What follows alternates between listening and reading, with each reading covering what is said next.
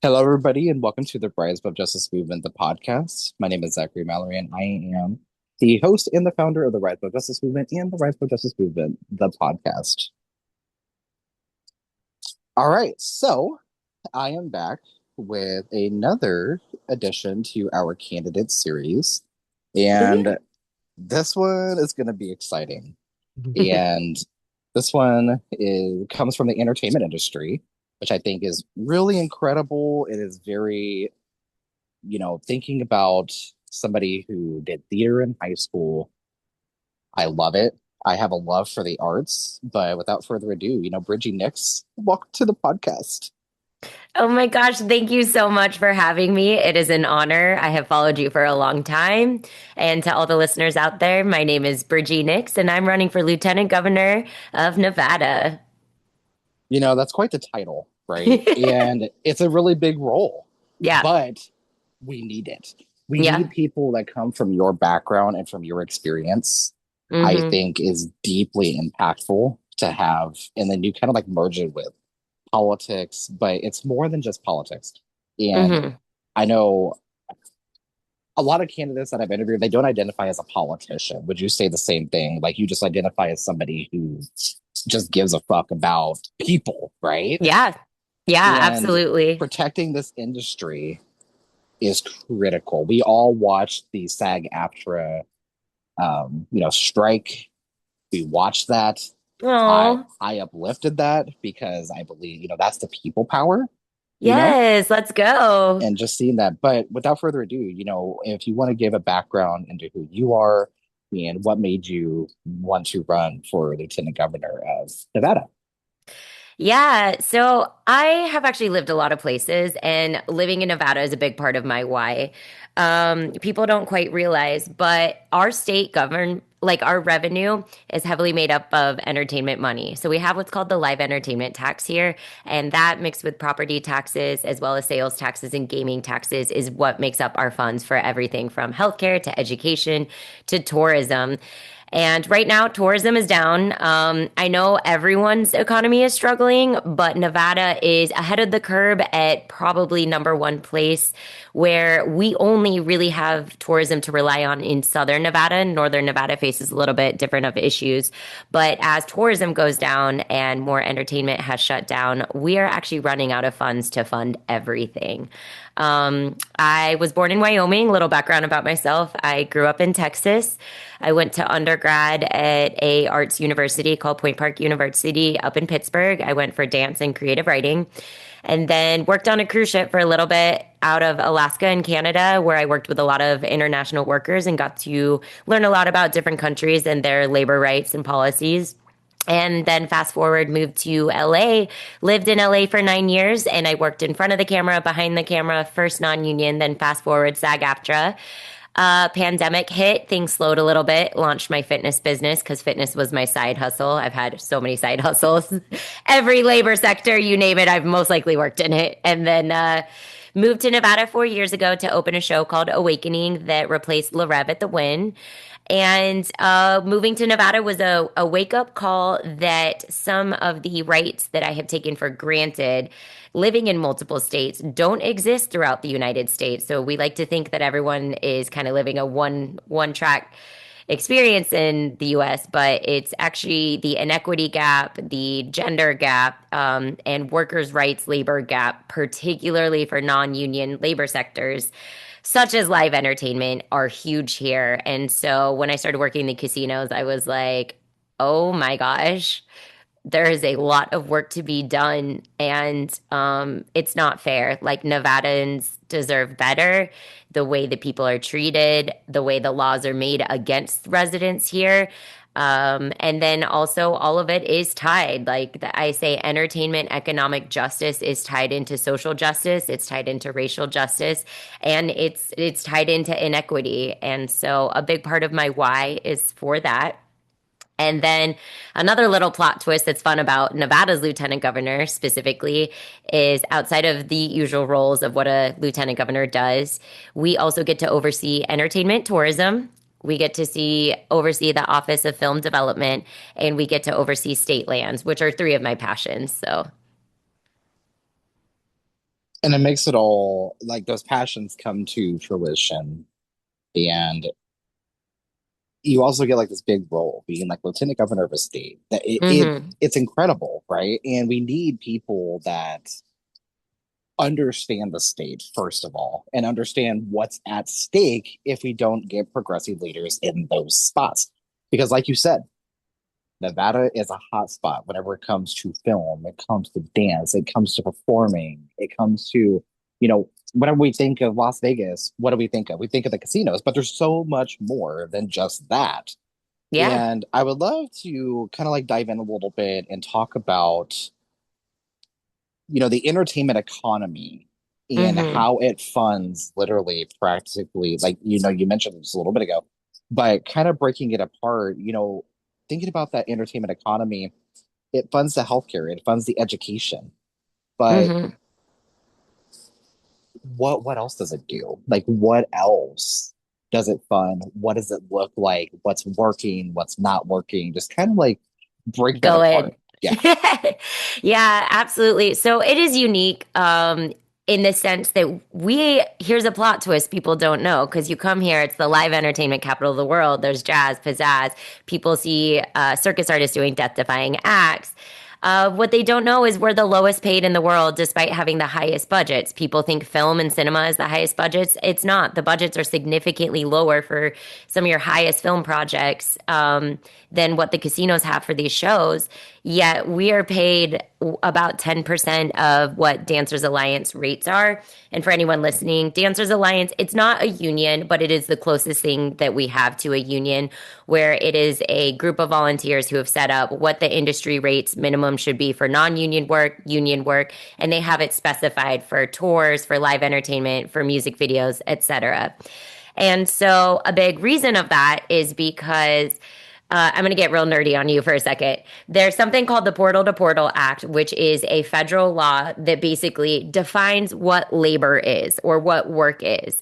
And it says if your job description is dance, then you get paid for what you are doing as a dancer from the time you begin dance to the time you end dance, right? I think at this day and age, the majority of states have updated their interpretation of that to have their own internal state law to redefine it as work is work. Anything your employer mandates you to do, you're going to get paid for. But Nevada, as they cater to the casinos and the corporations, and there are so few people in power on the lobbying end of corporations in the state of Nevada by comparison to other states. Nevada did an interpretation of this bill that basically says, nope, you are only getting paid for what your job title is. Essentially, this is in layman's terms. And so I call it this is the legalized wage theft bill.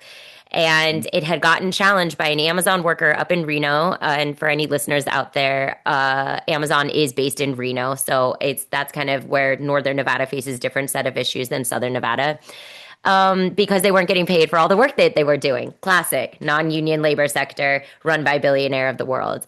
And where it dominantly affected it was dancers in the South and then Amazon workers and mining workers in the North.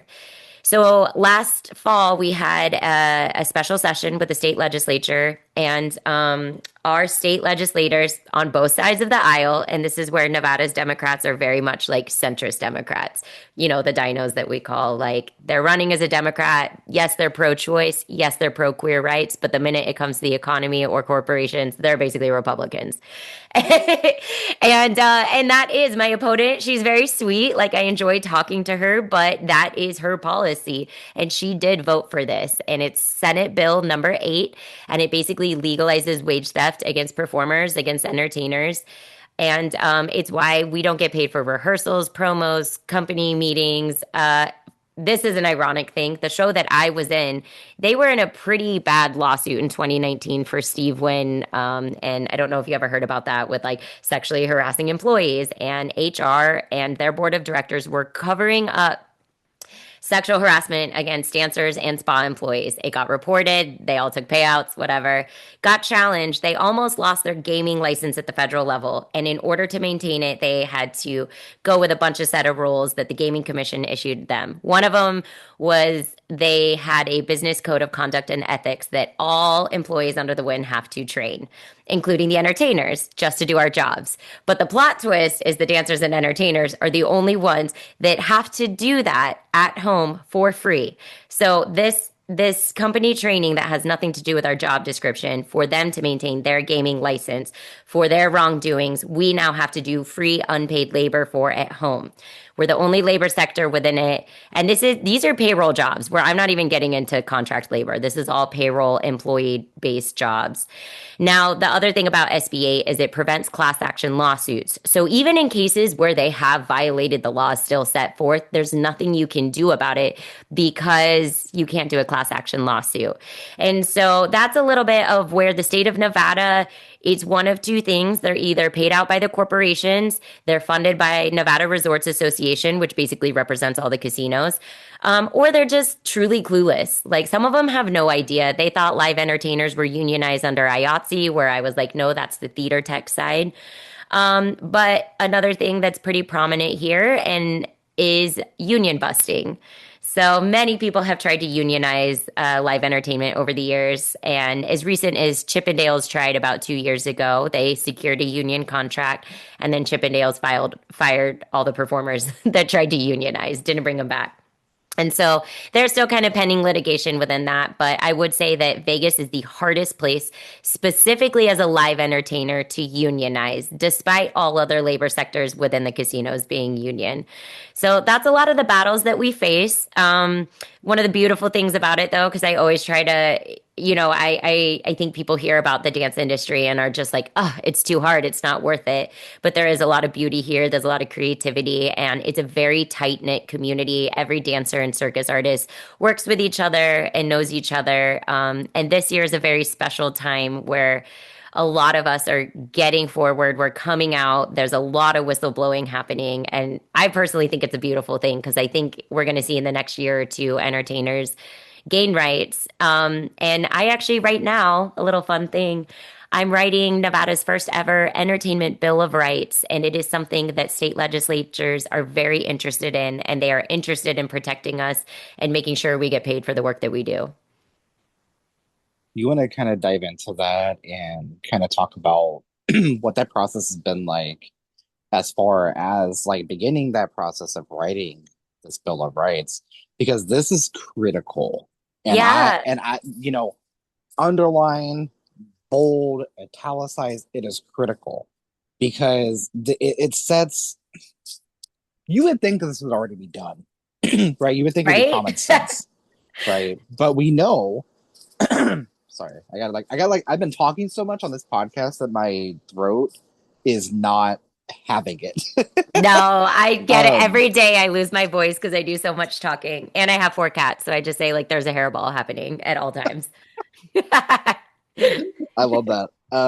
Yeah, I have two cats and I have a poodle, so I definitely understand Oh, about the fucking hair loss. Like, Jesus Christ, it's like everywhere.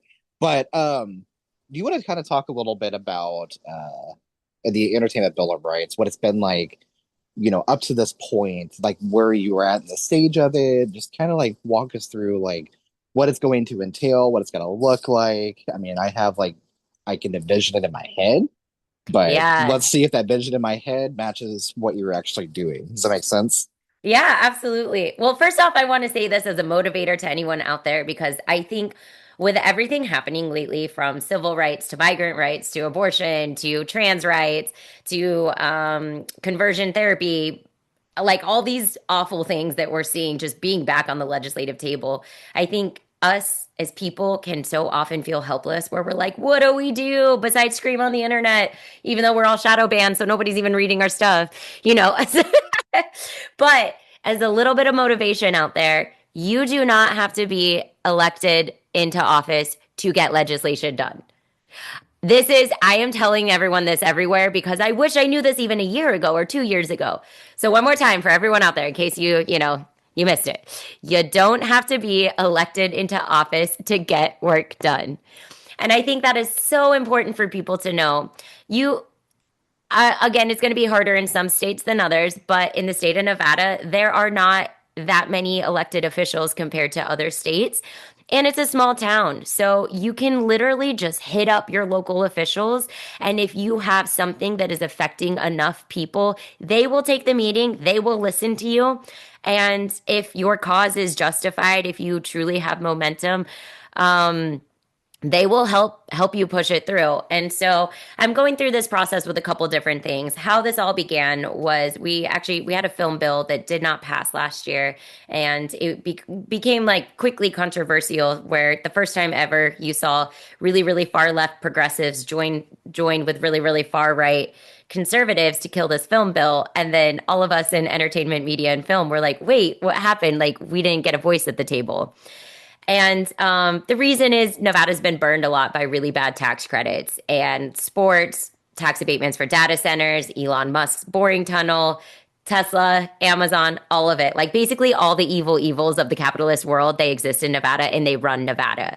And so I understand like the lack of trust for film and anything like that. However, those of us who work in the film industry with any return on investments, any statistics about film, any misconceptions, propaganda about film, we are working so hard to underdo to kind of just educate people. So when this film bill failed, we were all kind of like, oh my gosh, we're screwed. There are no jobs here. Revenue's down, gaming's down, even like unrelated jobs to entertainment. There's nothing else that exists for us. Like I can't even get a side hustle right now. There's like 200 people on LinkedIn applying for like a 40K a year job, even though it costs 100K to live here. So then that began my process of complaining. And that's how these bills kind of came in.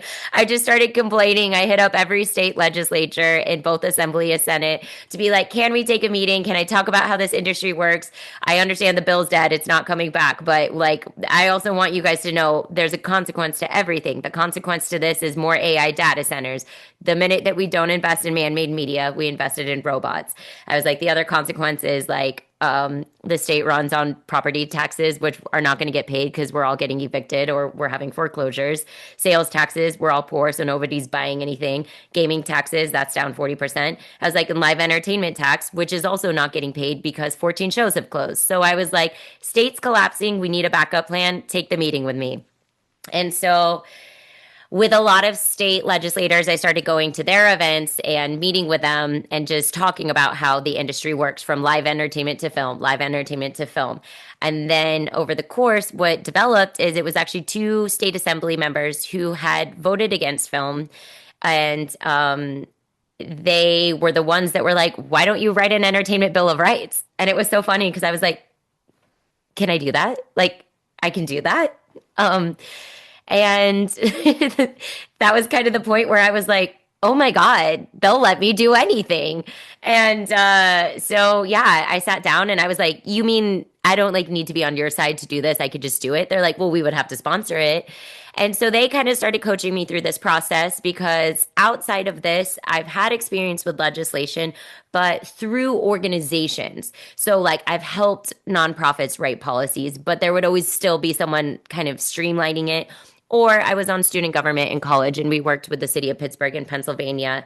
And same thing, they held our hand through it. And that's what it is. I think it can feel so scary and overwhelming for us. We think we have to have like 35 law degrees and all these backgrounds to like write legislation. But at the end of the day, if Assembly is going to help you sponsor it, they'll help coach you through it too.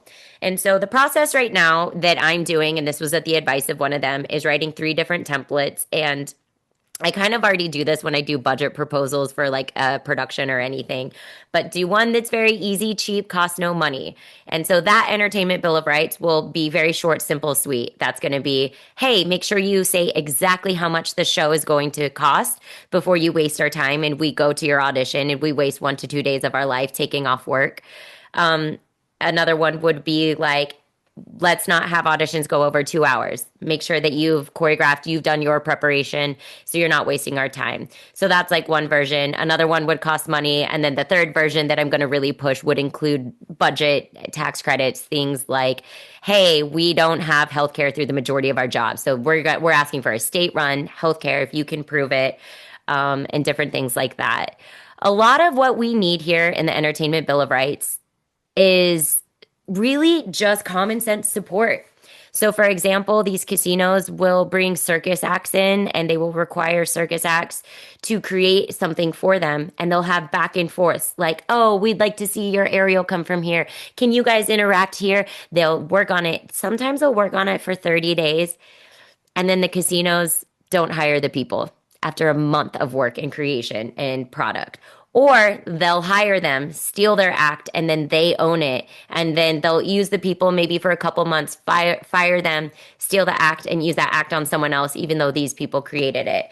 So a lot of the entertainment bill of rights would come with just who owns the product that you create for circus artists. And just a lot of common sense labor laws that we unfortunately don't have. But that's kind of what the process has been for that. I'm also working on another piece of legislation. I did not write it. Oh, excuse. Go ahead. No, you're fine. Go ahead. This one is called the Workplace Psychological Safety Act, and this is a part of a national initiative called End Workplace Abuse. So, everyone, if you live in the United States, listen up because you can bring this to your state as well, and this is super important to know. Short version, a little bit shorter than going into the Entertainment Bill of Rights. It prevents harassment, retaliation, discrimination. Yes, we have the EEOC, but the EEOC is not super strong right now, and it is super specific, and it is a long process with a lot of flaws. So this would step in the place where, like, when HR is not doing their job, which most of the time HR is not doing their job, NERC, EEOC, or any type of harassment when your manager is abusing their power or causing intent to harm, intentional neglect, any type of forced coercion, or any psychological or verbal abuse, this would step in and this would regulate it and prevent it. And again, I did not write this legislation. So the way this one looks like is we're taking the legislation that's basically the act is already written for every single state. And there's a team of volunteers who we are pushing this through our state legislatures. We testify in open comment. We've testified at the judicial committees as well as the labor committees 3 times now, and we've gotten more and more people to attend. And every state has these open public comments, or you can also email a testimony in, which we've gotten a lot of entertainers and Amazon workers and other industries to also do a written testimony. And then eventually the goal is to seek a sponsor. And so your state assembly members get X amount of legislation they can sponsor per year. Varies by state, of course. And so we're right now in that phase where we have someone interested in sponsoring. We have one more testimony next week, actually, and then we'll find out in June if she's willing to sponsor it. And then from there, your state assembly pushes that forward in their personal legislation. So that's kind of the process. But I hope that makes it a little less scary. I think it's so easy to feel dumb when you have an idea of what you're doing. I know that a lot of you said your why that you had gotten into this work was actually trafficking. And that's something that so many Nevadans right now are trying to push their own legislation to seek a sponsor to decriminalize sex work and have a lot more, less regulations for the legalized sex work, which I've recently learned about. But yeah, that's also something that's happening in Nevada, and a lot of legislatures are looking to sponsor those bills as well. I think it's incredible about the work that you were doing. And Thank you. like this whole movement and this coalition of people that, want to get this shit done. Hmm. Like again, it's 2026. You would think it would already exist, right? You would or release some form of it, you Yeah. know? And I'm looking at, legislation that recently passed in, I believe, like New York with the Model Alliance, like Mm. just basically like protecting them from Yeah. workplace harassment, protecting them from sexual assault and any other type of violence. I Yeah. feel like this is a critical moment in time with the Epstein files Yeah. and people that are like Epstein that are still out there, you know? And I always say this, like, yeah, Jeffrey Epstein, may be dead, but here's the thing. There's people like Jeffrey Epstein that continue to mimic Jeffrey Epstein Oh, and absolutely. doing the There. same thing to people. Yeah. The movement is very much alive. Like it didn't die with him at all. And if anything, it has shown us how dark and how thick the movement really is. Vegas is interesting. It's mentioned a lot in the Epstein It files, is. and we have a really bad trafficking problem here. Mhm. Um, and I actually just had a fundraising event last night, and I Hell was yeah. honored that I had drag performers, we did some comedy, and we had some live music. But you know, my platform is heavy for workers' rights. I want to end work right to work. I want to end union busting. I want to make it so easy to stand up for yourself as a worker in the side of injustice. But something interesting happening here. Two things. The Starbucks Workers United have been working to gain unionship in Vegas. And so they're kind of in that process right now, and it's gained a lot of like local attention. And the other one is the brothel workers have also recently unionized under the communications, the CWA. And that one is really cool because it is such a specific line of work, but also all of us in unrelated industries, but that face very similar barriers. We're watching this because basically CWA was like, yes, we will represent you. Let's get a union contract going. But the challenge in litigation is what we have what's called misclassification. And a lot of states have this where they classify you as a contract worker, yet the requirements of your contract would actually put you under an employee. And so it's an interesting time where I think a lot of Nevada businesses and corporations are going to start getting in trouble for a lot of how they misclassify workers. Because basically, if you are telling people that you have to sign a non-compete, you can't work with anyone else, you have to pay X amount of dues, whatever, then you're an employee. And that's kind of what these brothel workers are going for right now of what are they classified as? And if they're classified as contract labor, then they can't get the union status and then they have to go the guild route. But so the brothel workers came to my event last night, and so did the Starbucks workers. And then other people in the crowd were a part of SEIU, Healthcare Union. We had a Teamster there, and then, of course, a lot of SAG after members.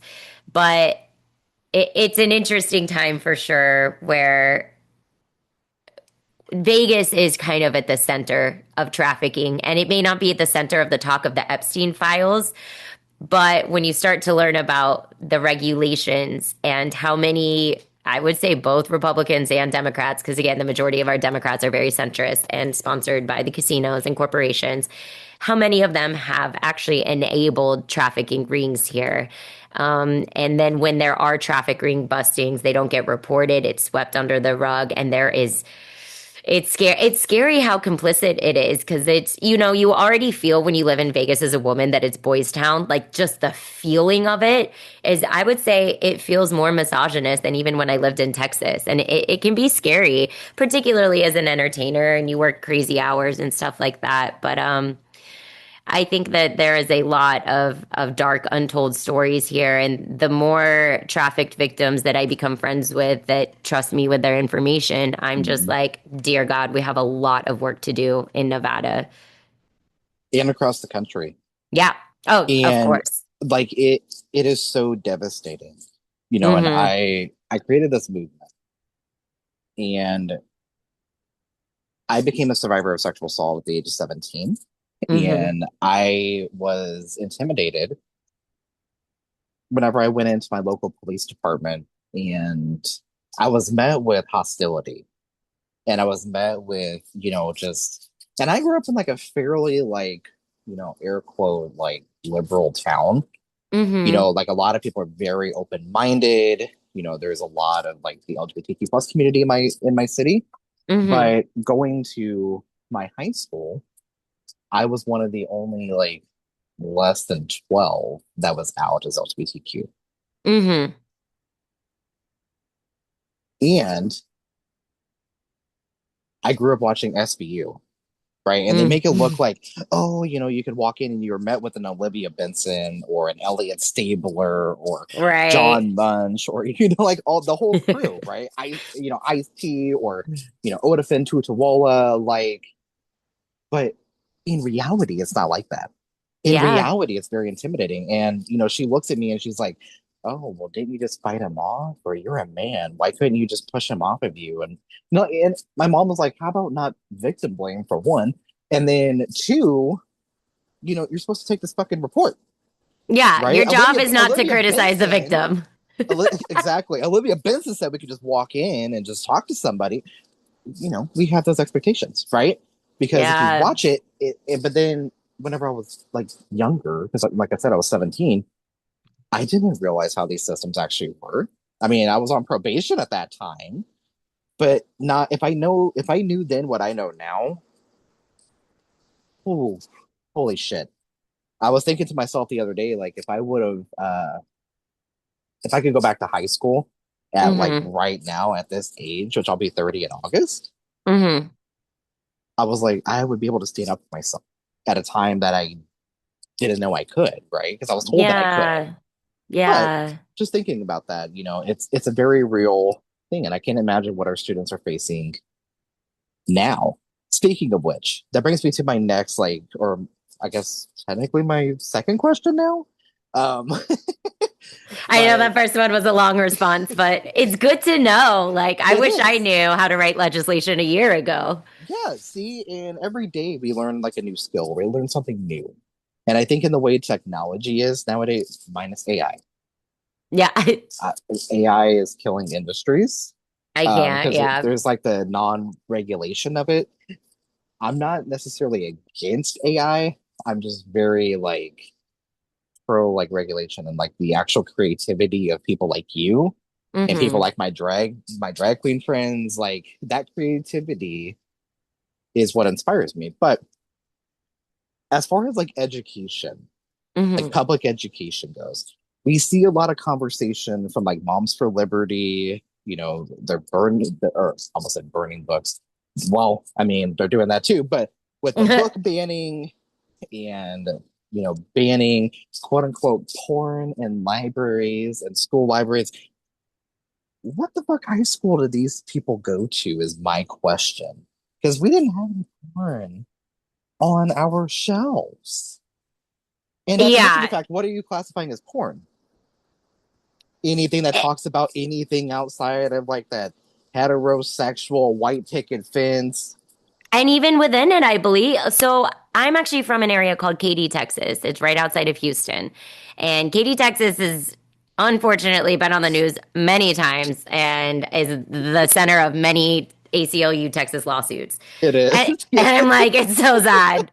And it's wild because growing up there, like it was always conservative, but the conservatism, because I'm 36, so growing up in the 90s there was a different type of conservatism. It was conservatism. Sorry, I had to say that out loud. it it was more of like a leave the government out of our business. That's the type of like again, different type of conservative. Now they want as much government in their business as possible. They're like, we don't want to be regulated. We don't care what our neighbors are doing, but don't you dare come for me.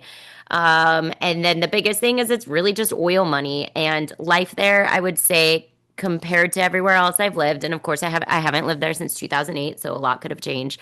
But like for the most part, if you got a job you could work and make a living income off of it full time. And that is kind of explains the mindset of why most people there are conservative. They truly have not been, for the most part, and again, I'm coming from like a very privileged white background, so my experience is not the same as everyone's. But by comparison to even when I moved to Pittsburgh right after, where it's very blue collar, grit, you can work 60 hours a week and you still may not be making livable income, even though housing and rent was like very cheap there. But anyway, so different conservative back then. Now it's gotten very, very far right, radicalized in certain areas. And they started banning books. And I am still like Facebook friends with some of my old English teachers. And to see the things that they're banning, I'm like, I don't know if this was specifically Katy or an area outside of Dallas, but they banned Anne Frank. And for pornography reasons, because I guess there's like a chapter where she like masturbates or something. And I was like, I read Hold that up. so young. Hold up. Hold up. Hold up. Hold up. Hold up. Hold up. Hold up. All right. Yeah. I we're can't gonna remember if it was Katy or Dallas, but somewhere they banned it. we're gonna keep going here in just a second, but hold up. Wow. No, like, Just literally fucking wow. yeah. Are It you for real? the majority of the books that I had to read for AP English are now banned for either having too much like too Oh my much not God. diversity. What am I I'm this is what happens when you do like 8 events a day. You like start to you've like outspoken too much, but Yes. oh, they called it critical race theory, but it was like To Kill a Oh my Mockingbird. I'm pretty sure they God. banned To Kill a Mockingbird. Yes. And it got to the point where like my brother and his wife, they're like highly intelligent individuals, but they had children there, and they were in the school district that got seized by the state, and they were kind of like toying with like, what do we do here? And as things started getting more and more far right, and with everything, like they banned transgender hormonal therapy, Mhm. and I. I talked to them and I was like, I have PCOS. They just renamed it scientifically this week, PMOS, but polycystic ovarian syndrome. And, under these state laws, first off, I believe whatever a parent has decided for their child, like they know the needs. And particularly at a time with like when youth suicides are so high, like I just don't think people are understanding what trans youth goes through. And it's really heartbreaking. I used to teach dance to a lot of trans youth in LA, and when these parents try to get involved in what other parents are doing with their kids, it's so clear that they do not have trans children. But with even stuff like that, I was, talking to my brother and my family, and I was like, that the hormonal therapy that I was on in high school to regulate my periods so that I can be fertile with the chance of having a child one day is now banned for kids. And I was like, any girl who goes through any type of chemo and radiation that is under 18 cannot get the hormonal thing she needs to possibly have a child. So like in their way to control this trans like hormonal therapy, they've also like forced kids into going to early infertility. But same with the education, and it is really scary with these book bans. And Clark County actually has a very strong Moms for Liberty Mm. chapter that was a part of their school board that actually got under heat this last year. And we also, I don't know if you heard about this, but Turning Point USA just moved their headquarters to Vegas. Yes, I did. And oh, so I mean, at least Erica Kirk and her emotional support fireworks will be finally be, center of attention, right? I Oh guess my that's the one gosh. thing her and I have in common. We love pyrotechnics. Yes. Yes, I am here for this conversation because this has been, oh gosh, I could spend like hours just talking about this. And so thinking about, let's dive in and talk about trans kids, right? And like Hmm. trans people and like LGBTQ plus. And I say this as like a member of the community myself, and my partner is transgender, grew up in a rural area, didn't have the same like opportunity necessarily that I did growing up Hmm. in Missouri and growing up right outside of Kansas City.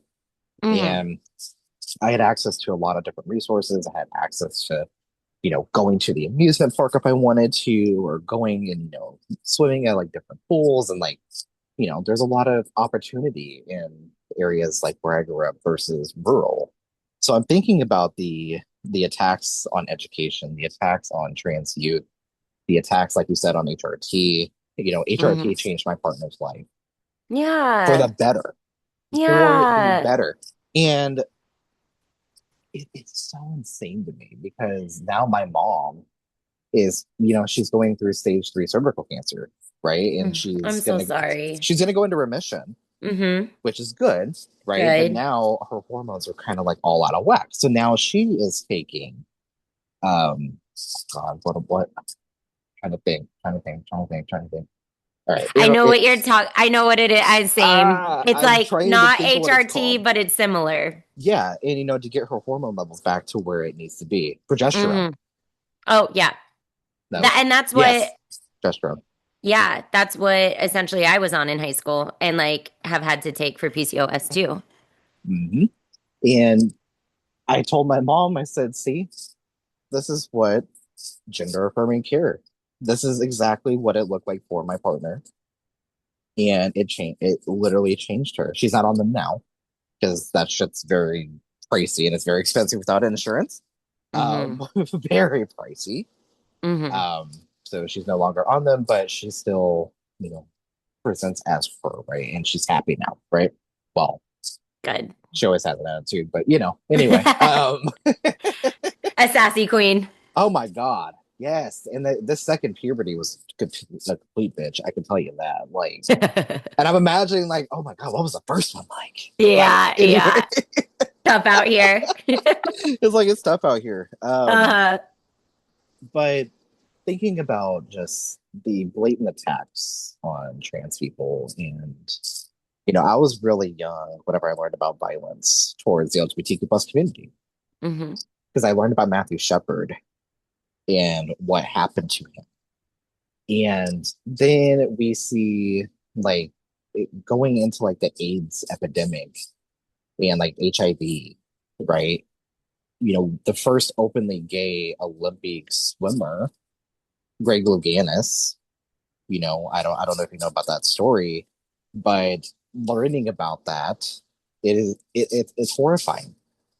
I know about Matthew Shepard well because, again, born in Wyoming and actually almost University of Wyoming was a school I considered. But I don't know about Greg, you said? So Greg Louganis was Greg or Louganis. is he's still alive.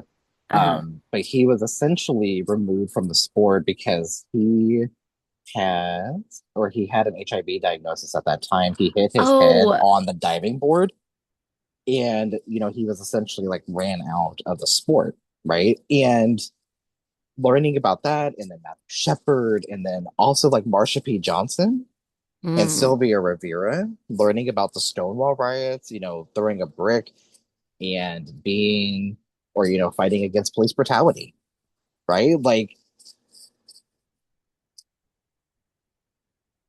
it makes you think, like, is that going to happen to me next? Like, am I next? And now we're on a fucking list. Like, like just thinking about that. And then you also see RFK Jr. right now trying to eliminate access to SSRIs and banning them. Here's the thing. Here is the thing. I used to be on SSRIs. They same. they saved my life for real. Like, yeah, And same. but here's the thing. They saved my life, but they also kind of fucked up my life at the same time because I had Mm-hmm. like different, side effects to them, right? Until I Mm-hmm. found the right one. And once I Right. found that right one, then my mind starts slowing down a little bit. It's like, okay, you're going to be fine. But I've struggled with mental health my entire life. It's something Yeah. that I've been very vocal about, something that I've been very, you know, you kind of have to be the people like around you so Yeah. that they understand that they're not alone. And I am loud so that Absolutely. way others don't have to be. Which we need. But thinking about just the current state of things, what keeps you going? Like Oof. what keeps you inspired and motivated? You're running for like I said, lieutenant governor, right? Mm-hmm. That is a really big role. Mm-hmm. So what keeps you going? In a time of I wouldn't say despair. I mean, kinda, yeah, but more like dystopia. And I feel like we're in like a Yeah. Whoville movie. Like Es- it's Especially if you're like tuned in, yeah. which obviously you are tuned Oh in my and locked God. in. A little too And much. that's what's hard. That's what's incredibly difficult because it's it's finding the balance. And I'm not going to sit here and pretend like, oh, I did it. I found the balance and I'm good. I find the balance a lot, but I lose the balance a lot, as does everyone. It's interesting because 2020 was like a big part of my activist awakening and really locking in on the levels of people not knowing about privilege. Like I knew before, but I didn't realize like, oh, people really out here just not knowing how they could be better. And so then I kind of be like 2020, racial justice and social justice were a big part of my whys. And I had an initiative called Sweat for a Cause with my fitness business at the time because when everything shut down, entertainment died, and I was already teaching, so had just kind of launched my fitness business from my clients that I already had. But I would donate 50% of my proceeds to racial justice, animal rights, and social justice, entertainment, and arts. Um, and I did a lot of work educating. I got a lot of people registered to vote. It was my number one goal to make sure that Trump at the time was not reelected. But with that came a lot of burnout, and it was bad. My burnout was so bad. Fast forward a year and a half about doing this kind of work and fitness and whatever. And I started having like almost daily panic attacks. Like truly, I was like daily panic attack. And I was like, oh my gosh, like I can't do it. And I had not learned much about the balance of making sure I filled my cup up. And then also at the time, though, I was like, I don't know what fills my cup up if it's not dance. And dance was still kind of shut down. And so I read The Artist Way. Have you ever read The Artist Way? I have not. Um, It sounds like I it's need to, though. I personally think everyone needs to. You don't need to be an artist or a creative. And I'm also like I am very neurodivergent. I consider myself an ADHDer. And so I don't do it in the way that you're supposed to. Like I don't sit down and like do the tasks every day and read it beginning to the end. I can't. That's not how my mind works. But there are some really good things in there that totally re-inspired me and made me remember my why, but also it goes into like mental health as well. I recommend it, but it was like life-changing.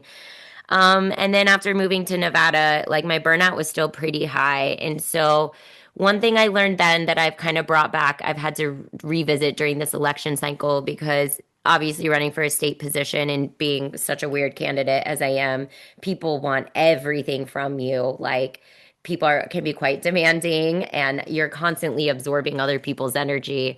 And they're like, why do you think you're good for this? What do you do? Why, in 90 seconds, why are you qualified? What are your plans? Blah, blah, blah. And like they are asking you a 3 hour answer in 90 seconds, and just judging you all the time. So I redo my algorithms. That's one. I also have like 8 other Instagrams. And one of my Instagrams literally exists for like to bring me up. And it's a poetry page because I also write poetry and take photography just like as a fun side hobby. And on there, there's a lot of spiritual stuff. There's a lot of visual arts, and like fantasy. And I think that is really important if you are an activist. You cannot be an activist 24/7. And I've seen it in every state I've lived in. The people who run these organizations and nonprofits, and they do a lot of really good work and they're at every protest. Not one of them is ever 100% in a good mood all the time. It's just hard because you're doing so much for so many other people. And so I think if you're tuned in, if you're locked into what's going on, and if you're posting Epstein to your stories and you know about civil rights dwindling and you're out here really aware of how close we are to full stage fascism, I recommend, like, even if it's 5 minutes at the end of the night, going down a different level of a spiral. Like, don't look at all of that. And it's hard. It's an addiction, right? We're addicted to the like terrible news almost, but try to find your art, try to find a meditation. Dance usually is my go-to, but admittedly this year, it's almost like my workload is so extreme that I don't have the capacity to do the dance, which has been a little disappointing. I feel it time to time if I take an edible, and then like my body just naturally starts moving, and I'm like, oh, my soul needs to dance right now.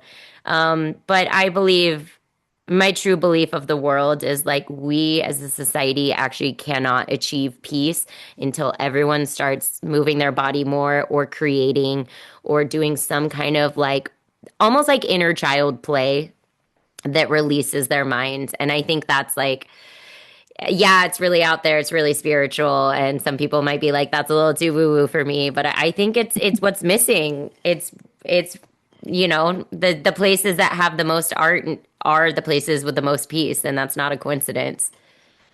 So I totally don't stalk your social media. Uh-huh. I'm just letting you know that now. I totally don't stalk it.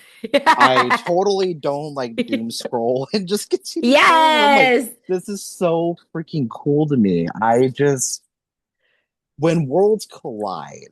Mm-hmm. Not just a SpongeBob reference, but oh, that you know that episode, but that was a funny episode. Just going whenever you see worlds collide, like you see a little bit of like survivor advocacy, you see a little bit of performing arts, you see a little bit of drag and burlesque and like dance and like whenever those worlds collide, it creates like a whole movement. It creates that whole coalition of people that are Mm, fighting for civil rights, you know, just like our ancestors did, just like, you know, generations before us did that got us to this point. Now it is up to us to do that work, to lay even hmm. more ground, and then pass that torch to the next generations. And it continues going and Absolutely. going and going. The generational trauma is still going to exist. It's still, but it's going to get easier to kind of like come together, right? Yeah. And piece it all together. And there's always going to be those, think of like a puzzle, right? You're trying to put all these things together. We're trying to make it all make sense. If we try to Yeah. make it make sense, we're liable to uncover even more trauma and more heartbreak and more tears. Like, there's just so much that's gone on in that. I want to pivot a second to talk about water and like water access and like the Mm-hmm. environment, right? Mm-hmm. So across the country, a lot of concern comes from these AI data centers Yeah. because it is soaking up local resources, not only the electricity, but also that water access. I'm thinking about Flint, Michigan, that has not had clean drinking water for close to a decade now, It's right? happening here. It's here. And I'm thinking, I think I saw like some type of like article or something that was talking about how we're a lot of our states are going to start going through droughts, and like that access to that clean drinking water is going to continue diminishing. It's going to continue going away and away and away. We've Mm-hmm. done that. We've done this, right? And this is man made. You know, Yeah. this is people made. Yeah. We still have time to do things to prevent it from even going even further. You know, kind of. Kind of. It's kind of like AI, right? Like we can add AI regulations, Right. but we're not going to eradicate it, and we're not going to stop the damage that it's already done. I mean, for God's sake, you could go on to Twitter or X or whatever the fuck Elon Musk is calling it and put a picture of a woman and say, "Hey, undress this woman." Like that is so disturbing. We found out about that quote unquote like, the Rape Academy, like that website Oh, that it had millions of views on. It's now yeah. taken down because the Dutch government, was like, okay, we're taking this website down. Like this is Someone cared. horrific. But here's the thing: how many people went through and screenshotted it? How many people Yeah. went through and screen recorded it? How many that just thinking about the unregulated AI access and the unregulated like internet. And I'm not talking about these bullshit like, ID verifications that these states are passing, to stop children from watching porn or having access to it, right? That in reality, that actually sets them up for even more failure. Yeah. And who's to say that they can't go grab their mom and dad's like ID out of their purse or their wallet, and then they scan it? What is that doing, right? Mm-hmm. Because so many kids look like their parents. It's easy to kind of like. I'm just thinking about that. Like it's just, and it's another way of attacking LGBTQ people. It's another Yeah. way of stopping access to that so people learn, right? Because sex education is critical. Yeah. It's like, God, we teach children about sex and teach them about safe sex. Like these are topics that we should be talking about. It doesn't encourage them to go out and do it. It just says, hey, if it comes to that moment, here's what to do. Mm-hmm. It's stuff that I wish I would have known. It would have saved a lot of time, a lot of heartbreak, a lot of struggling, a lot of those SSRIs in there. But um, don't tell For like RFK. an entire generation, really. Don't tell RFK Jr. that. I mean, this is from the same guy that sniffed cocaine off of a toilet seat. There's You so know, many. I can't. That man, he doesn't deserve our space right now. He actually doesn't even deserve our talking space. I know, but it's like It, it it just is crazy though. it I just remember comes when, down to him. You know what I mean?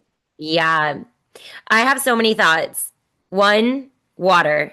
I want to circle back to the water. Yes. So we in Nevada, not in Vegas, not in Reno, but parts of rural Nevada are Flint, Michigan. It's already happening. It's not that it's going to. Now, as a whole, Nevada will be out of clean drinking water as a state by October.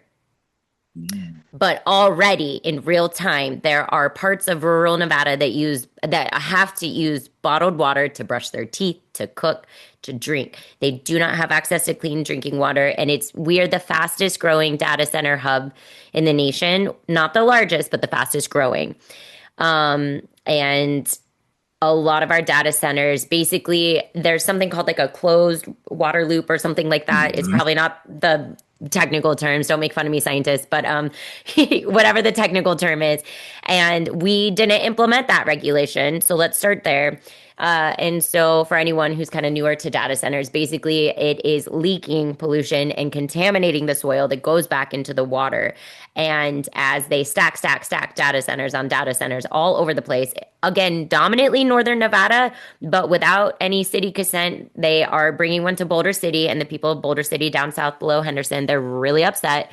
And I recently saw that there are plans for two more in Vegas. I don't know where this, like I read it somewhere and then the article disappeared. I can't find it. But so that's number one. Number two, before data centers existed, we have had a water problem for a long time.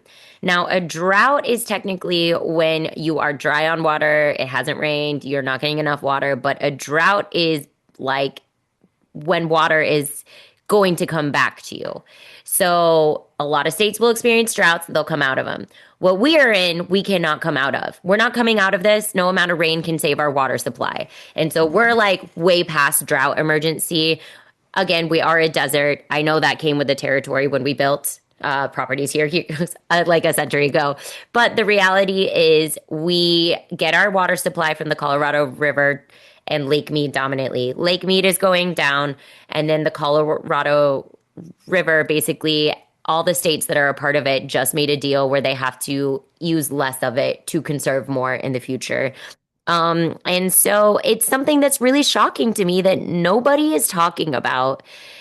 Northern Nevada is really progressive. They have it together. They're environmentally friendly. Southern Nevada doesn't even know about the data centers overall, and they don't know about the water crisis or shortage that we're experiencing.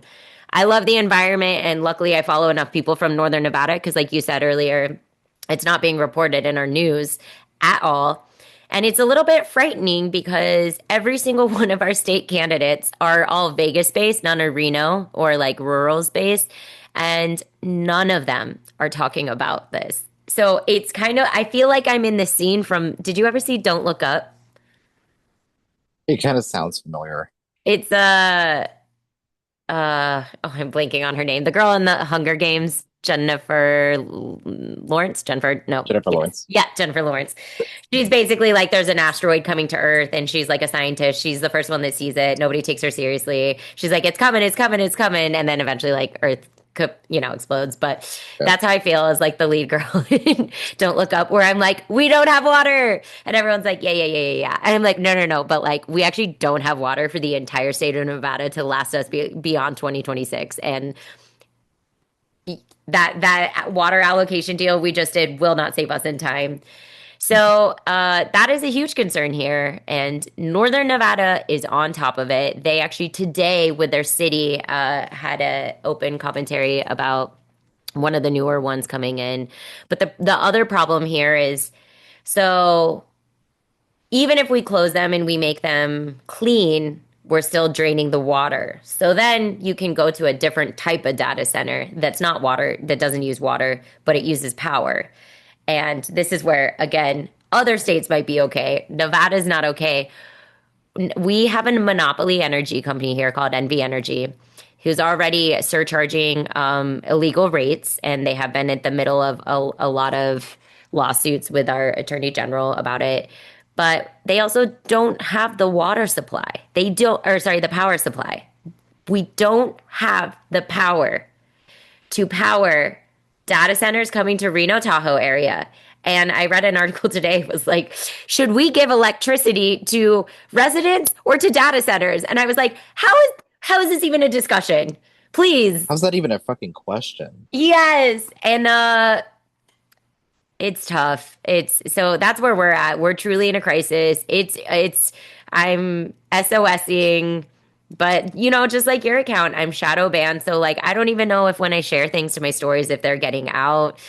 And I think most of the activists are shadow banned right now. So it's like really nice to just everyone's consuming the three people they follow and no one knows what's going on.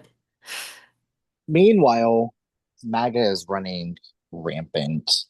And having close to almost 400,000 followers, Hey. I have to go through like comments and I'll screenshot some of them and send them to my co-founder. And I'm like, dude, these people are batshit freaking crazy. And it's all the MAGA grandmothers. It's all of these. I know I'm a faceless account, technically. Everybody knows who I am by now. Everybody's seen Gwen's face. They've seen my face. They've seen, one of our other team members, Sarah's face. Like they've seen us. So, I guess technically we're still a faceless account because it's our logo, right? Mm-hmm. But at the same time, they know who we are behind that. You know what I mean? Yeah. Um, I forgot where I was actually going with that, but just thinking about getting money out of politics. Mm. People think about Congress members. People think about US senators. They don't think that it also impacts locally and on the Yes. state level. They do not realize that it still trickles down. And it really does. And there needs to be more focus on this because there is a lot of these bonds being created to bail out the developers of these AI data centers, right? And my hometown of Independence, Missouri, decided to pass it and start breaking ground on it, despite citizens overwhelmingly showing up at City Hall and also voting out two or three of those city council members that voted to bring that data center in, including one that was running for mayor, right? So just thinking about everything else that's kind of going on, what are some of those concerns that you're hearing? And then also, how do we begin the process of getting money out of politics? Yeah, this is so relevant. Thank you for bringing this up. Uh, First off, as a little bit of hope, I don't know if you saw Hawaii today or yesterday, just made it where corporations can no longer fund campaign races. I know they're the first ones. I was like, work. They did it. Yes. So, like, everyone listening, get some hope because someone did it. So it is possible. Um, yeah, it's funny because again, there's always an attention to what's going on globally or nationally or locally. And admittedly, before running, I never paid as much attention to what was going on locally. It was always the national level and it was Mhm. very like MAGA Trump, MAGA Trump, MAGA, and then more international. And then because I'm running, I've been forced to see things I didn't know a year ago. I've been an activist for a long time, but I've learned so much by running. And people think that when they hear dark money, they're like, "Oh, APAC," and I'm like, that's one of thousands of dark money. Mhm. Let's go into all of it." And so here, a big one is data centers. And my opponent took $10,000 because the state law in Nevada is you can take 5,000 maximum for an individual donation if you're running for like the state level or $10,000 from a corporation. So she took the maximum donation, $10,000 from a data center, as well as many other quote unquote progressive, which I'm like, you're not, if you're taking money like that, you're not a progressive. I'm sorry. Yeah, I don't know Mhm. what you are, but you're not that. um, That is what we and call bought and paid for. bought and paid for. And I do think this year is cool. We may not see the election results that we want yet, but this year is the awareness year. At least, if nothing else, let's take it as a huge win that so many voters are turned off by that. And that this is a discussion we're having that we didn't have this discussion at this level in 2024. Who's funding? Where is this going? Mhm. And to the point where I'm like, work, okay, it's uncool. It's now uncool to take make money. Like you're not a cool candidate. We don't like you. Even if you win, you better prove yourself to us. And that's what's happening is like a lot of these incumbents are facing battles they've never faced before. And whether it's their first time up for reelection, second, third, fourth, and here it's the gold mining industry, lithium mining, because a lot of lithium mining is happening illegally on native lands without the consent, violating a lot of treaties. The data centers, Metro PD is a big one in Vegas, which is a super interesting one because, for example, like my opponent had voted yes on Joe Lombardo, our Republican governor's crime bill. Yeah, and as a Democrat, and a lot of Democrats did. And this crime bill is like a 1985 outdated systemic racist crime bill. Does nothing to actually prevent crime, right? Doesn't address healthcare, mental health, addiction, things that unhoused people need, anything like that, like rehabilitation, reintegration into society. Um, Healthcare, any of that doesn't prevent trafficking, doesn't even address domestic violence. And so this was also in our special session in fall that I mentioned earlier. I actually called in to do public comment and testified against this crime bill because I was like, this is a waste of money in a state where we don't really have money to be giving to like useless programs. I was like, but B, this is going to hurt our unhoused population, our communities of color. A lot of our street performers are going to get really a lot of bad things coming out of it, as well as like foster children who age out of the system that have nowhere to go end up in this area called the corridor. But I was pretty shocked when I saw how many Democrats, and again, including my opponent, but not exclusive to my opponent, other ones up and down the ballot, where I was like, why would you vote for this? Like, what do you believe in? And I start stalking them. And a lot of them, when asked if they would end qualified immunity, they're like, well, and you're like, yes or no. It's just, would you do it? And it's crazy because I'm like so strong against qualified immunity. And that to me isn't even a radical view. That's like most other countries that are advanced and sovereign and free, quote unquote, have that. And yeah, I saw how many of them were funded by Metro PD in their campaigns. And I was like, ah, there it is. That's why. Found it. There's And then always that aha. yes, and the same with it's called Nevada Resorts Association here, and they funnel a lot of the casino money into the candidates to protect the casinos so that they, don't get in trouble for wage theft, which is why so many Democrats voted to reinstate wage theft against casino workers. But the dark money here is casinos, mining, data centers, and the police, actually. That's and I didn't know that. I learned that just because I'm running. I would have never known that a year ago. How do we get it out though? Well, A, Hawaii did it. B, this is something really cool that in future races, I strongly recommend like people, if there's a candidate that you like, spam their comment section. I do something called donor transparency, and it's a company or donation transparency, sorry, that links with your Act Blue or whatever you're using for donations, but it also links to your bank account. So I have a secure Act Blue that people can donate through if they want to use that. And then I have donation transparency, both linked to my bank account, but this one is public. So you not only see every dollar coming into my political bank account, but you see every dollar being spent. So it's really just advertising and printing, but that's people can see as well who are the candidates funding, who are the candidates paying out, because that's the other side of dark money that people don't talk about is when people here will pay Republican consulting firms or Republican or MAGA corporations and businesses and then kind of steer their vote in that way. But then they have to vote in favor of that person as well.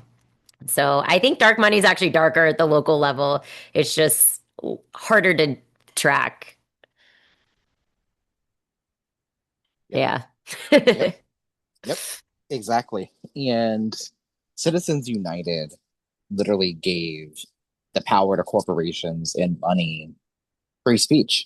So Yeah. that's not what the First Amendment intended, and that's not what it means, right? Like, oh, this is what we mean whenever we say money talks and bullshit walks.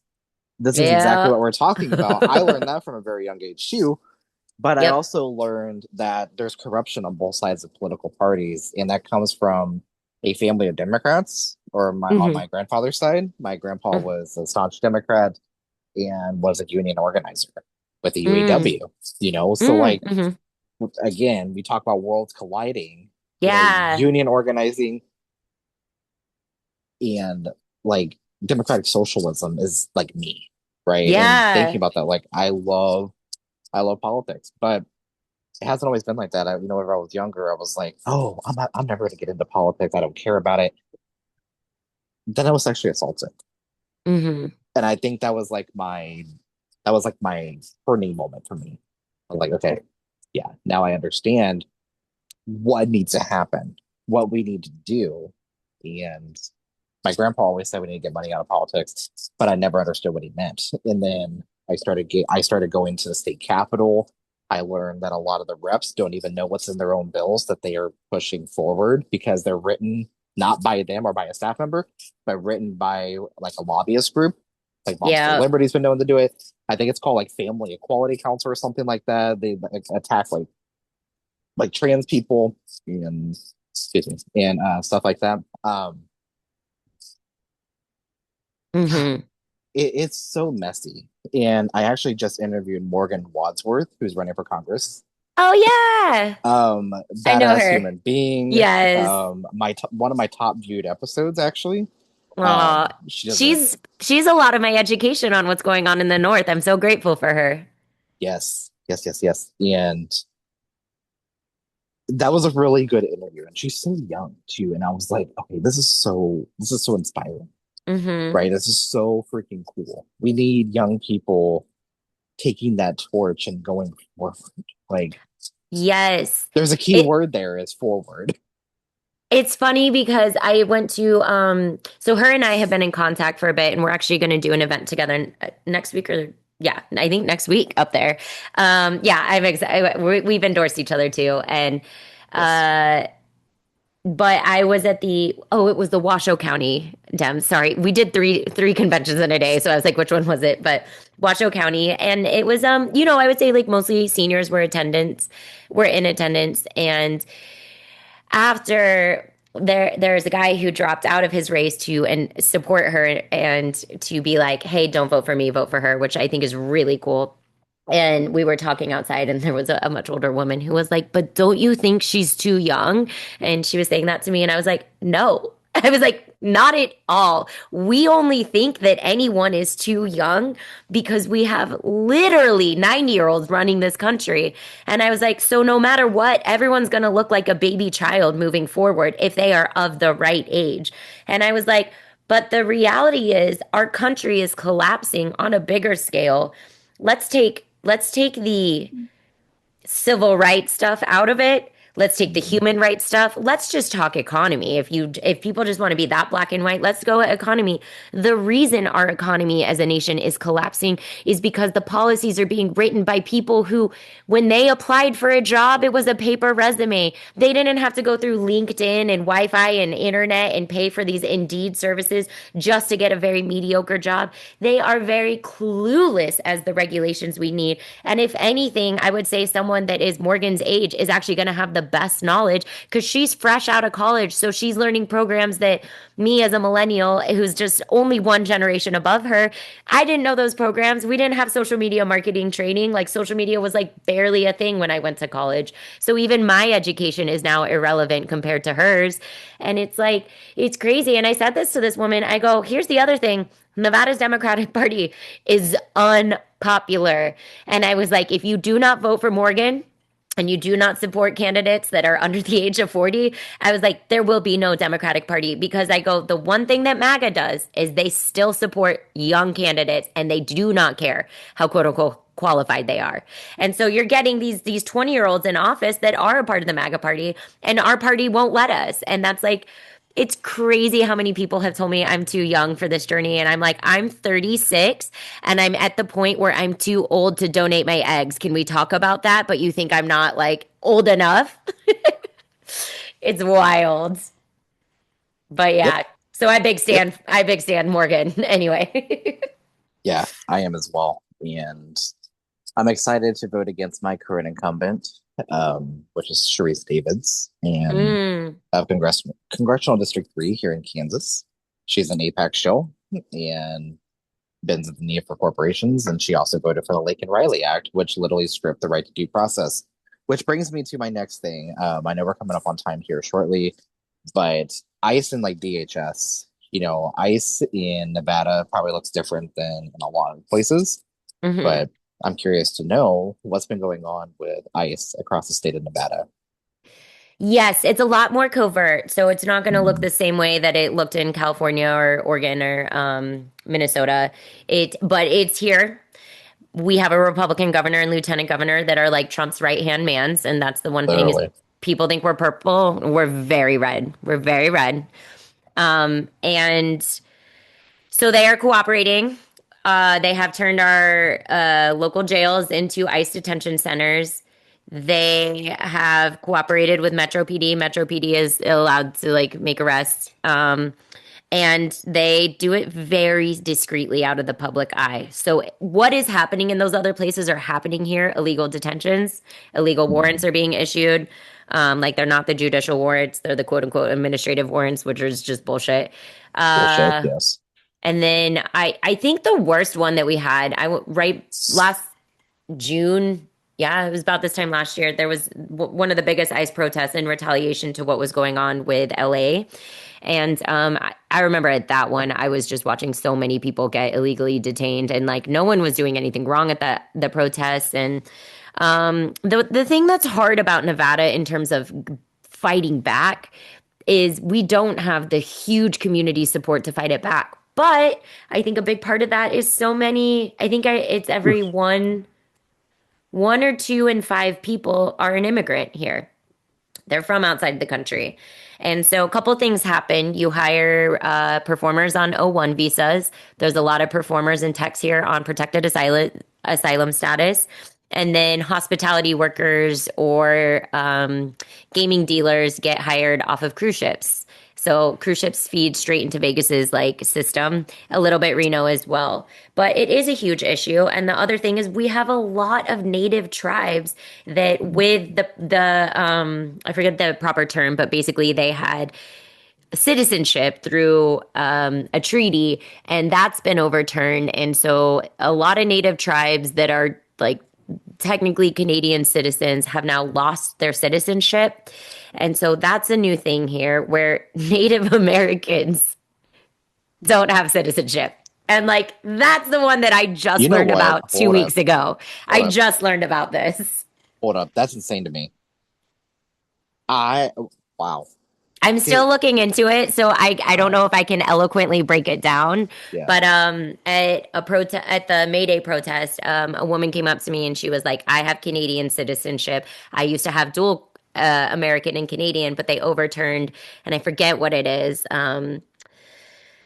There's again so many words up there, but basically a lot of Native Americans have lost their citizenship, and it's because of a treaty that our federal government overturned that no longer recognizes all natives as Americans. And it was one of the most shocking things that it took her a few times of explaining it to me for me to actually process it.